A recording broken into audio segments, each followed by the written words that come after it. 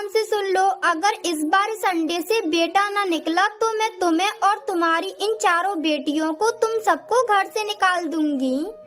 माँ जी, इसमें मेरा क्या दोष है? बेटा या बेटी तो ऊपर वाले की देन है। मुझे मेरे घर का वारिस चाहिए और मुझे कुछ नहीं चाहिए। ये कहकर रानू की सास वहाँ से चली जाती है। गुड़िया अपनी दादी की सारी बातें समझ रही थी, जो रानू की बड़ी बेटी थी। तब वो गुड़िया अपनी माँ से कहती है, मम्मा मम्मा, आपको पता है दादी बहुत गंदी हैं। जब आप बाहर चली जाती हो तो वो हम सबको बहुत मारती हैं। नहीं गुड़िया बेटी, ऐसा नहीं कहते, वो ठीक हो जाएंगी। वो फिर तुमसे बहुत प्यार भी किया करेंगी। अभी वो गुस्से में बोलती हैं। चिड़िया की सास वहाँ बैठी हुई थी कि तभी वहाँ गौरी को भी आ जाती है और वो उससे कहती है, पारू बहन, सुना है कि तुम्हारी बहू ने फिर से एक अंडा दिया है। हाँ गौरी, अंडा तो दिया है, लेकिन मुझे डर है कि कहीं उस अंडे से भी बेटी न निकल आए, क्योंकि पहले 4 बेटियां हैं और उनके दहेज के लिए पैसा जोड़ते जोड़ते मेरा बेटा तो बूढ़ा पड़ जाएगा। वो सामने पेड़ पर वो पुराना घोंसला तुम्हारा ही है ना? हाँ गौरी, वो पुराना घोंसला हमारा ही है। तो तुम किसी तरह अपनी बहू को उसका अंडा लेकर वहीं पुराने घोंसले में भेज दो।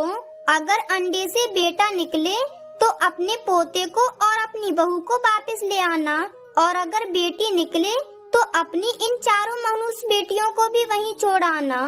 गौरी की ये बात तो रानू की सास को अच्छी लगती है और वो कहती है, हाँ मैं ऐसा ही करती हूँ और आज ही अपने बेटे से बात करती हूँ। फिर चिड़िया की सास अपने घर चली जाती है। तब गौरी कहती है, बूढ़ी चिड़िया, अब तो तुम गई काम से। फिर उसके बाद घर पहुंचकर चिड़िया की सास अपने बेटे से बात करती है, बेटा, हमारी इस घर में छाया है, इसलिए हमारी बहू के अंडों से बेटे नहीं निकलते, बेटियां निकलती हैं। माँ, क्या मतलब है आपका? मैं समझा नहीं। तुम ऐसा करो, जब तक अंडे से बच्चा बाहर नहीं आ जाता तब तक तुम बहू को और उसके अंडे को पुराने वाले घोंसले में छोड़ आओ। रानू चिड़िया वहीं पास में बैठी ये सब सुन रही थी। नहीं नहीं सासू माँ, मैं अपनी बेटियों के बिना नहीं रह सकती। चुप रानू, बिल्कुल चुप। मुझे पोता लेने के लिए चाहे कुछ भी करना पड़े, मैं वो सब करूँगी। रानू माँ एकदम ठीक कहती हैं, और वैसे भी वो घोंसला तो हमारा ही है ना, वो किसी और का थोड़ी ना है, तो तुम अपने घोंसले में जाकर रह सकती हो। ये सब सुनकर वो रानू चिड़िया मान जाती है और वो कहती है, ठीक है, अगर आप दोनों की खुशी इसी में है कि मैं अपने अंडे के साथ वहाँ रहूँ तो आप मुझे छोड़ आओ, मैं वहाँ रहने के लिए तैयार हूँ। मम्मा मम्मा, मैं भी आपके साथ वहाँ जाऊंगी, क्योंकि मम्मा मुझे आपके बिना नींद नहीं आएगी, मैं आपके बिना यहाँ पर नहीं रह पाऊंगी। मेरी गुड़िया तो मेरे साथ रहेगी। गुड़िया बेटी, जब तुम्हारा भाई अंडे से बाहर आ जाएगा तो हम तुम्हारी माँ को और तुम्हारे भाई को सब मिलकर ले आएंगे। गुड़िया ये सुनकर तो खुश हो जाती है और फिर रानू चिड़िया और आकाश चिड़ा अपने अंडे को लेकर घर से निकल जाते हैं और वो जल्दी अपने पुराने वाले घोंसले के पास आ जाते हैं। वो घोंसला तो बहुत पुराना था। रानू चिड़िया अपने अंडे को घोंसले में रख लेती है और वहाँ बैठ जाती है और अपने पति से कहती है, गुड़िया के पापा, आप खुश है ना? मैं तो खुश हूँ, बस हमारे अंडे से एक बेटा निकल आए, फिर माँ जी भी खुश हो जाएंगी और वो तुम्हें राजी हो जाएंगी, क्योंकि उन्हें एक बेटा चाहिए। मैं तुम्हें भोजन दे आया करूँगा। सुनो गुड़िया के पापा, जब तक अंडे से बेटा बाहर नहीं आ जाता तब तक आप मेरी बेटियों को मुझसे मिलवा जाया करना, क्योंकि मुझे उनकी बहुत याद आएगी। फिर पापा चिड़िया बिना कुछ बोले वहाँ से चला जाता है। रात भी हो जाती है। रात को चारों बेटियाँ भोजन खाकर सो जाती हैं, लेकिन बड़ी बेटी गुड़िया तो अपनी मम्मा को याद करके रोए जा रही थी। वो घोंसले में बैठी रो रही थी। फिर उसका पापा उसे अपने पेट पर लिटा लेता है और उससे कहता है, गुड़िया मेरी प्यारी बेटी, चुप हो जाओ। क्या आप नहीं चाहती कि तुम्हारा भाई हो? फिर तुम उसके साथ खेलो। वो पापा, मुझे मुझे भाई के आने की बहुत खुशी है, मगर मुझे तो मम्मा की याद आ रही है। गुड़िया ऐसे लड़खड़ाती हुई आवाज में रोते हुए ऐसा बोलती है। तब उसका पापा उससे कहता है, गुड़िया बेटी, तो फिर तुम क्यों रो रही हो? 4-5 दिन बाद तुम्हारी मम्मा तुम्हारे भाई को लेकर यहाँ आ जाएंगी। फिर ऐसे अपने भाई का सुनकर गुड़िया चिड़िया अपने पापा के साथ लगकर सो जाती है। वहीं दूसरी तरफ रानू चिड़िया भी अपनी बेटियों को याद कर रही थी। वो अपने घोंसले में खामोश बैठी हुई थी। वो अपनी बेटियों को याद करके सारी रात सो भी नहीं पाती है। ऐसे ही कई दिन बीत जाते हैं और एक दिन चिड़िया का अंडा फूट जाता है और उसमें से एक बेटा निकलता है, जिसे देखकर चिड़िया बहुत खुश होती है। तभी वहाँ से एक तोता गुजरता है तो चिड़िया उसे अपने पास बुलाकर कहती है, मिठू तोते, मेरी बात सुनो। मेरे घर जाओ और मेरी सास और मेरे पति को बता दो कि हमारे अंडे से बच्चा बाहर आ गया है। चिड़िया, ये तो बताओ, तुम्हारे अंडे से बेटा निकला है या फिर बेटी? तोते भैया, मेरी सास और मेरे पति से कहना कि अंडे से बेटा निकला है। अब हमारे घर भी बेटा आ गया है। ये सुनकर तोता जल्दी से भागते हुए रानू के घर आता है और रानू की सास से कहता है, माँ जी जल्दी जाइए, आपका पोता आ गया है। आपकी बहू के अंडे से बेटा निकला है, जाकर जल्दी से उसे ले आइए। ये सुनकर तो बूढ़ी चिड़िया जैसे जवान हो गई थी, वो तोते से कहती है, अरे वाह, मेरा पोता आ गया। फिर तोता वहाँ से चला जाता है और गुड़िया का पापा भी घर आ जाता है, जो किसी काम से बाहर गया हुआ था। तब उसकी माँ उससे कहती है, जल्दी चलो बेटा, अपने घर बेटा आ गया है। अरे मेरा पोता आ गया है, हमारी बहू के अंडे से बेटा निकला है। जल्दी चलो, हम अपनी बहू को और अपने बेटे को ले आते हैं। ये सुनकर तो आकाश चिड़ा भी बहुत खुश होता है और वो कहता है, वाह माँ, ये तो बहुत खुशी की बात है कि हमारे घर भी बेटा आ गया है। गुड़िया बेटी, हम तुम्हारे भाई को और तुम्हारी माँ को लेने जा रहे हैं। तुम अपना और अपनी बहनों का ध्यान रखना, हम जल्दी वापस आ जाएंगे। ये कहकर वो दोनों माँ बेटे घर से निकल जाते हैं और जल्दी रानू के पास आ जाते हैं। तब रानू की सास रानू से कहती है, वाह रानू बहू, आज मैं तुझसे बहुत खुश हूँ, क्योंकि आज तूने मेरी इच्छा को पूरा कर दिया है। मुझे बस एक पोता चाहिए था, वो तूने मुझे अब दे दिया है। चल अब तू जल्दी से घर चल, तेरी बेटियाँ भी तेरा इंतजार कर रही हैं। और हाँ, अब मैं तुझे कभी कोई बुरा भला शब्द भी नहीं बोलूँगी, क्योंकि अब तो तूने मेरे घर का वारिस मुझे दे दिया है। चल अब तू जल्दी से बस घर चल। ये सुनकर तो रानू भी बहुत खुश होती है और फिर आकाश चिड़ा और उसकी माँ दोनों अपने बेटे को और अपनी बहू को घर ले आते हैं। फिर वो सभी मिलकर खुशी खुशी रहने लगते हैं।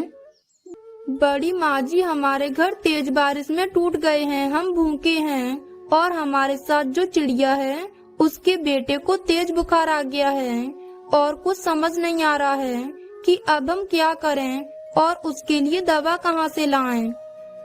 कबूतर, अब तो शाम भी हो गई है, इसलिए बेहतर यही है कि आप सब आज की रात मेरे घर में गुजार लो। मैं आप सबको भोजन भी दूंगी और आपके छोटे बेटे को दवा भी दे दूंगी।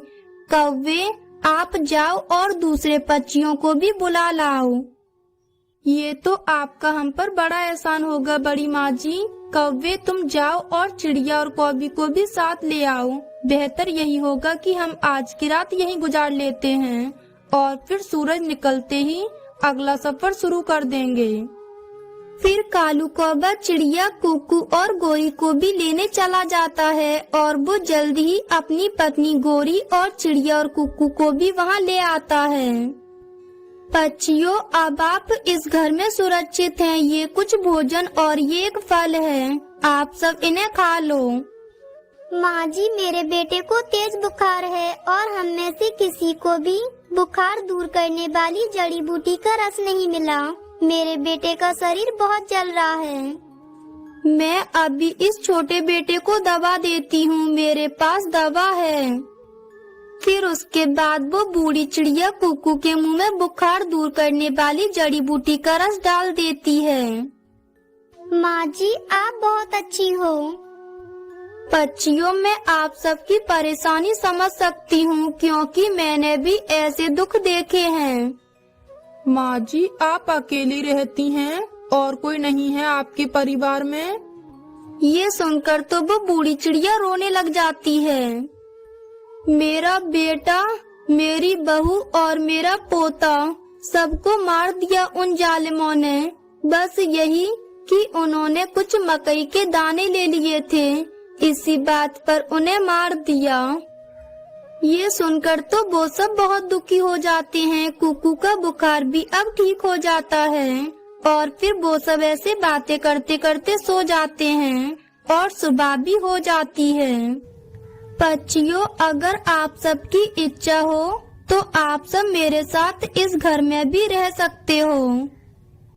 माँ जी, आपका बहुत बहुत धन्यवाद जो आपने हमारी इतनी मदद की। लेकिन अब हमें पूर्व वाले जंगल में जाना होगा, क्योंकि वहाँ हमारे और भी दोस्त हैं और हमें उनसे अपने लिए घर बनवाने हैं। इसलिए हमें उन्हें देने के लिए काफी सारा भोजन ढूंढना होगा, क्योंकि हमें घर बनाना नहीं आता है।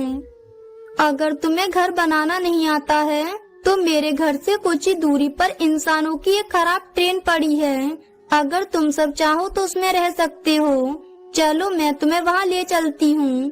ऐसे तुम्हें घर भी नहीं बनाना पड़ेगा। फिर उसके बाद वो बूढ़ी चिड़िया उन सबको लेकर उस ट्रेन के घर में आती है।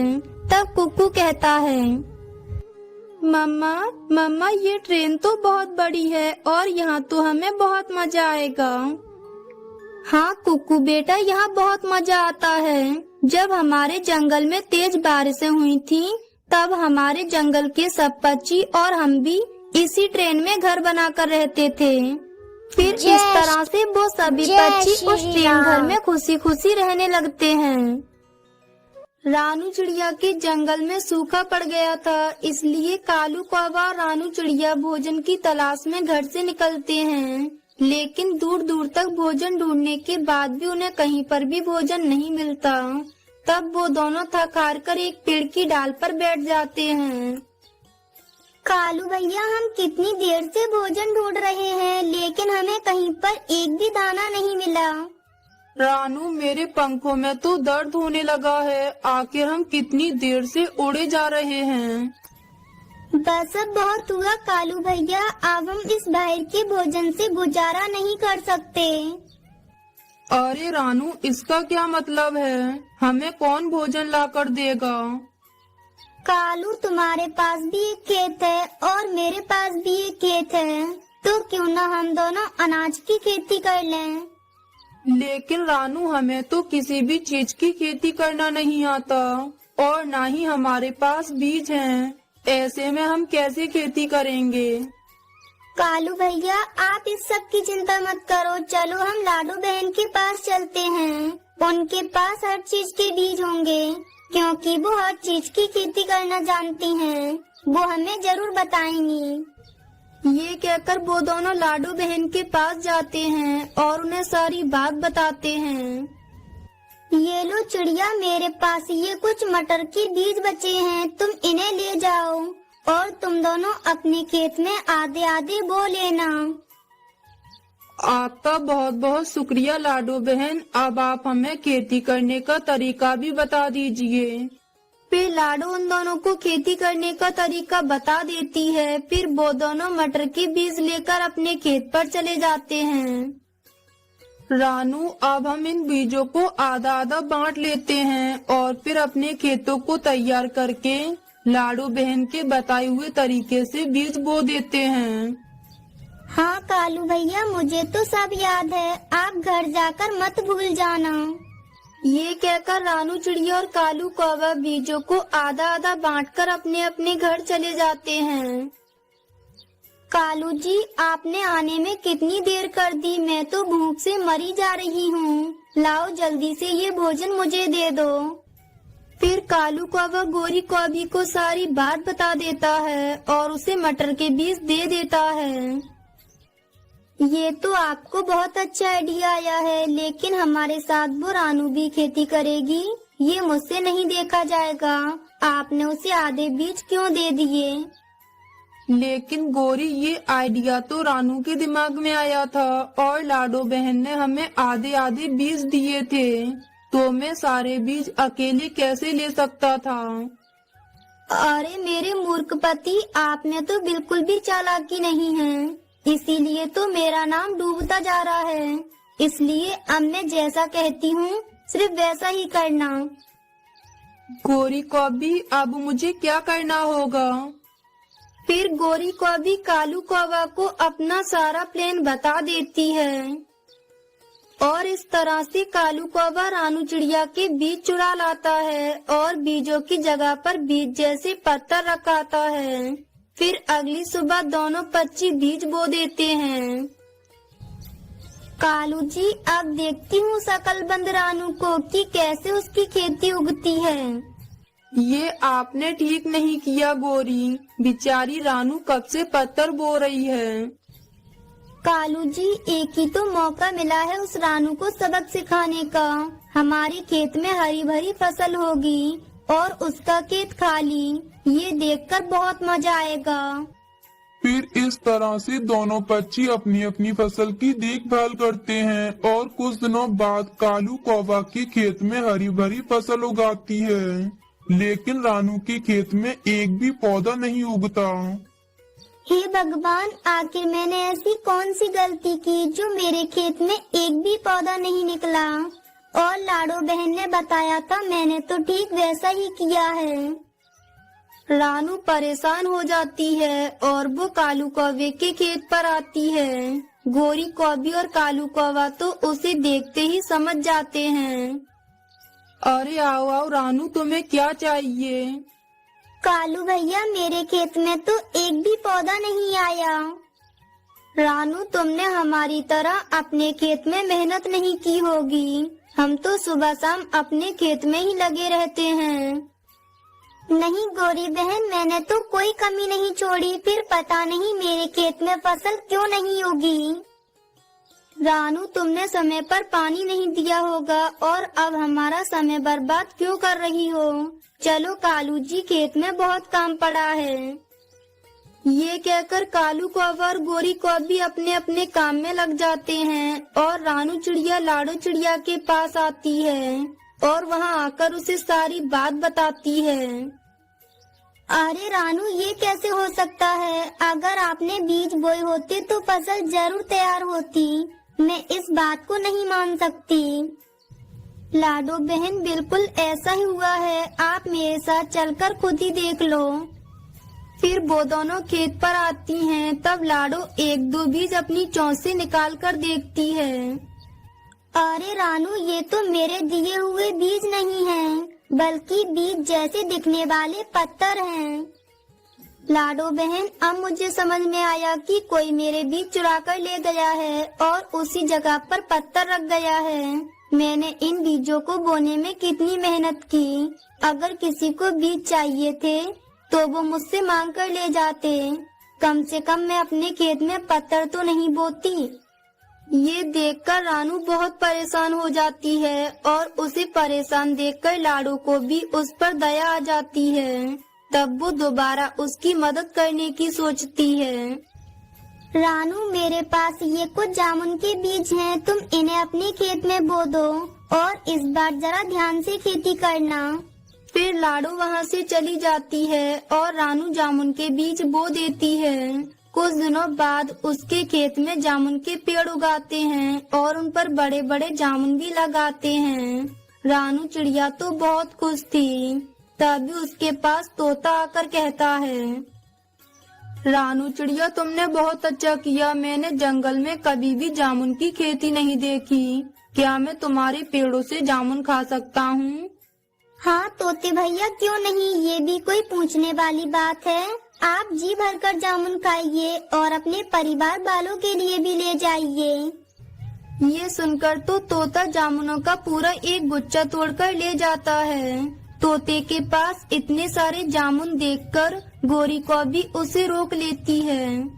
अरे तोते, तुम्हारे इतने अच्छे दिन कहाँ से आ गए कि तुम जामुन खरीद सकें? बताओ कहाँ से चुरा कर लाए हो?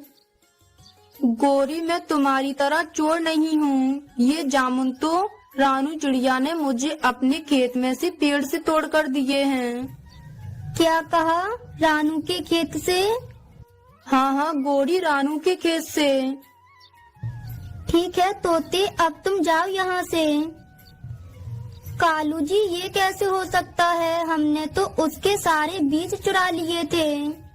गोरी, ये तो हमें खेत पर ही जाके पता चलेगा कि ये सब कैसे हुआ। फिर उसके बाद वो दोनों रानू चिड़िया के खेत पर आते हैं और रानू चिड़िया के खेत में इतने सारे जामुन लगे देखकर गोरी कौवी तो चौंक जाती है। रानू, तेरे खेत में ये इतने सारे जामुन कहाँ से आए? तू तो कह रही थी कि तेरे खेत में कुछ भी नहीं होगा। मैं बिल्कुल सच कह रही थी। ये बीज तो दोबारा मुझे लाडो बहन ने दिए थे। रानू, क्या मैं इसमें से थोड़े जामुन खा लूं? मुझे इन्हें देखकर भूख लगाई है। हाँ कालू भैया, आप जी भरकर जामुन खाओ और गोरी बहन आप भी खाओ। रानू चिड़िया की ये बात सुनकर उन दोनों को अपनी गलती का एहसास होता है। तब कालू कौवा रानू चिड़िया से माफी मांगते हुए कहता है, रानू बहन, आप हमें माफ कर दीजिए। वो आपके मटर के बीज हमने ही चुरा लिए थे। हमें ऐसा नहीं करना चाहिए था। आप कितनी अच्छी हो, लेकिन अब हमें माफ कर दीजिए। हम ऐसा कभी नहीं करेंगे। कालू कौवे की ये बात सुनकर रानू चिड़िया उसे माफ कर देती है। फिर वो दोनों जामुन खाते हैं। इस तरह वो सभी मिलकर खुशी खुशी रहने लगते हैं। दोस्त, अब मुझे जाना होगा। हम कल मिलेंगे।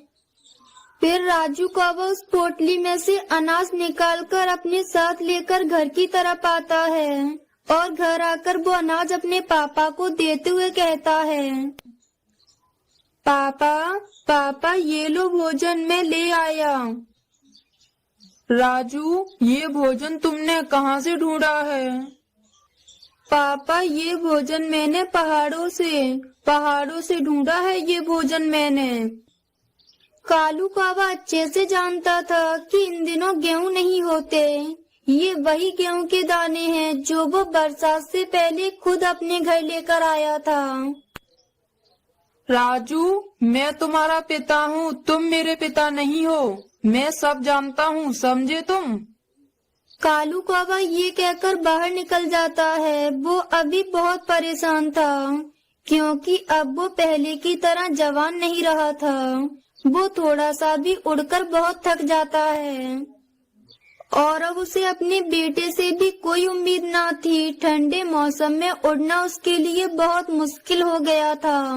वो सीधा चिड़िया के घर जाता है और वहाँ जाकर उससे कहता है, चिड़िया, आज मैं कुछ ठीक नहीं हूँ। मेरे पंख में सुबह से बहुत तेज दर्द हो रहा है। मैंने कुछ दिनों पहले तुमसे कुछ दाने उधार लिए थे।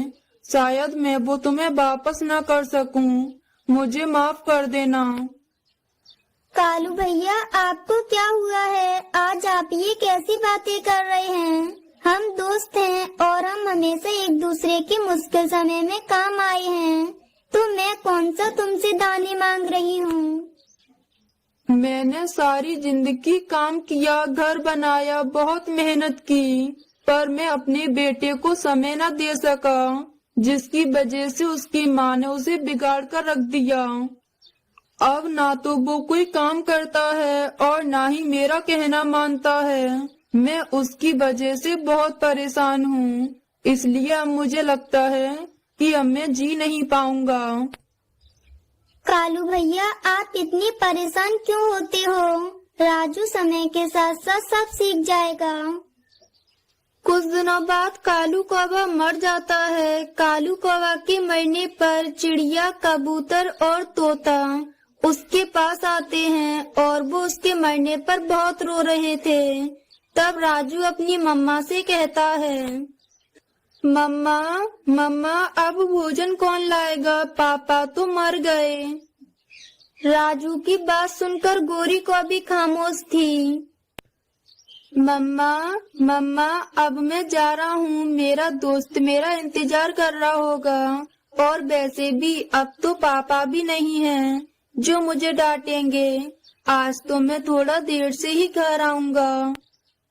ये कहकर राजू कौवा वहाँ से चला जाता है और गौरी को अभी तो रोए जा रही थी। अब वो बहुत पछता रही थी कि उस समय उसने अपने पति की बात ना मानी और अपनी बेटे को बिगाड़ती रही, मगर अब रोने और पछताने से कुछ नहीं होने वाला था। रानू, तूने कल की मटर आलू की सब्जी में इतना घी भर दिया था कि मेरे पति और मेरे बच्चों ने तो वो सब्जी छुई तक नहीं। वो मालकिन सब्जी थोड़ी सूखी बन गई थी, इसलिए मैंने उसमें देसी घी का तड़का लगा दिया, बस इसीलिए घी दिख रहा होगा। रानू, अब तू बहुत आलसपन करने लगी है, अब तेरे खाने में वो पहले जैसा स्वाद नहीं रहा। अगर ऐसा ही चलता रहा तो मैं तुझे काम से निकाल दूंगी। नहीं मालकिन जी, मुझे काम से मत निकालिए। अगर आपने मुझे काम से निकाल दिया तो मेरे पति और मेरे बच्चे भूखे मर जाएंगे। हाँ, तो मैंने किसी का ठेका नहीं ले रखा। अगर अब मुझे शिकायत मिली तो तू अपने काम कहीं और देख लियो। गौरी की ये सारी बातें उसकी सास सुन लेती है। तब वो रानू से कहती है, रानू बेटी, तू इसकी बातों का बुरा मत मानना, तू एक कान से सुन और दूसरे से निकाल दे। वो क्या है ना, मेरी बहू को खाना अभी बना बनाया मिल रहा है, बनाना नहीं पड़ रहा है, इसलिए इसके नखरे आसमान छू रहे हैं। जब तू नहीं आती है ना तो खाना बाहर से मंगवा लेती है, पर बनाती नहीं है। अच्छा सुन, कल रात की थोड़ी सब्जी रखी है, तू उसे अपने घर ले जाना। वैसे आज तू बड़ी परेशान लग रही है, तेरे पति की तबीयत तो ठीक है ना? नहीं काकी जी, अभी तो उनकी तबीयत में कोई सुधार नहीं है। डॉक्टर ने उनको ठीक करने का बहुत खर्च बताया है। पता नहीं कौन सी बीमारी हो गई है जो ठीक ही नहीं हो रही है। तू चिंता मत कर बेटी, वो ठीक हो जाएगा। तू ऐसा कर, उसे अपने हाथ के छोले चावल खिला दे, देखना वो दौड़ने लग जाएगा। ठीक है काकी, तो अब मैं चलती हूँ। घर पर मेरे बच्चे भूखे हैं, काफी देर हो गई है, मुझे जाकर उन्हें खाना भी देना है। हाँ हाँ बेटा, तू जा। अच्छा सुन, जब तू कल आए ना तो खाने में छोले चावल बनाइयो, बहुत दिन हो गए तेरे हाथों के छोले चावल नहीं खाए। रानू चिड़िया बहुत ही टेस्टी छोले चावल बनाती थी, इसलिए सबको उसके हाथों के बने हुए छोले चावल बहुत पसंद थे। लेकिन जब से उस बेचारी के पति की तबीयत खराब हुई थी, उसकी सारी खुशियाँ छिन गई थी। फिर एक दिन वो अपनी मालकिन के घर से आलू की सब्जी लाती है। तब उसका बेटा कुकू उससे कहता है, मम्मा मम्मा, आज आपने आने में बहुत देर लगा दी, मुझे बहुत भूख लगी है और घर में खाने के लिए कुछ भी नहीं है। मम्मा ये क्या है, इस डब्बे में क्या है मम्मा? कुकू बेटा, मैं इसमें तुम्हारे लिए आलू की सब्जी लाई हूँ, तुम्हें बहुत पसंद है ना। चलो अब मैं जल्दी से गर्मा गर्म रोटियाँ सेक देती हूँ, फिर तुम आलू की सब्जी से रोटी खा लेना। रानू, मुझे माफ कर दो, मेरी वजह से तुम्हें कितने दुख झेलने पड़ रहे हैं। इससे अच्छा होता कि मैं इस बीमारी में मरी जाता, कम से कम तुम्हें मेरे इलाज के लिए पैसे खर्च तो नहीं करने पड़ते। मैं यहाँ बीमार तुम्हारे सर पर बोझ बनकर बैठा हूँ। खबरदार, अगर आज के बाद तुमने अपने मुंह से ये मरने की बात निकाली तो, अरे इसमें तुम्हारी क्या गलती है। और हम गरीबों को तो तुम्हारी इस बीमारी का नाम तक नहीं पता है, न जाने कौन सी बीमारी लग गई है। और वैसे भी तुम ही तो मेरी दुनिया हो, अगर तुम चले जाओगे तो हम कैसे रहेंगे। रानू हमेशा अपने पति को हिम्मत देती थी, वो बहुत हिम्मत वाली चिड़िया थी। पर एक दिन उसकी हिम्मत सारी टूट जाती है जब वो अपनी मालकिन के घर खाना बनाने लेट पहुंचती है। गौरी को रानू का लेट आना बिल्कुल भी पसंद नहीं था, पर वो तो अपने पति को दवाई देने के चक्कर में लेट हो जाती थी। तब उसकी मालकिन गौरी उससे कहती है, रानू बस अब तेरा बहुत हो गया। अरे तू काम वाली हो गई या फिर कहीं की महारानी, आज तू काम पर इतनी लेट आई है। तेरी वजह से मेरे पति आज भूखे चले गए और मेरे बच्चे भी अभी तक भूखे हैं। बस अब बहुत हो गया, अब तू मेरे यहाँ काम पर नहीं आएगी। नहीं मालकिन, आप ऐसा मत करो। अगर आप मुझे ऐसे काम से निकाल देंगी तो मैं कहाँ जाऊंगी? मुझे बस आखिरी मौका दे दीजिए।